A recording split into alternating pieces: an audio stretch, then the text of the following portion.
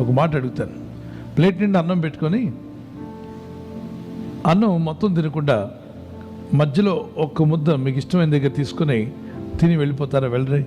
చక్కగా కూర్చొని టైం ఇచ్చి మొత్తం ప్లేట్ అంతా ఖాళీ చేసి అందులో ఇష్టమైన కూర అయితే వేళ్ళను కూడా ఇక నేను చెప్పనాకెళ్ళా అంతగా ఇష్టపడి మీరు తింటారు.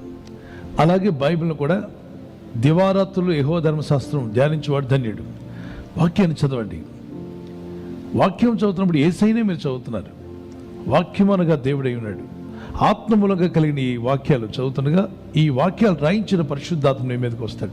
సో మొదటిగా క్రొత్త నిబంధన చదవండి. ఫస్ట్ టైం స్టార్ట్ చేసేవాళ్ళు న్యూ టెస్ట్మెంట్ క్రొత్త నిబంధన చదవండి. ఎన్ని మార్లు? ఒక 7 times చదవండి. 7 times అంటే ఖచ్చితంగా 7 మార్లు చదవడానికి ప్రయత్నం చేయండి. మత్తయి నుండి ప్రకటన వరకు, మత్తయి నుండి ప్రకటన వరకు.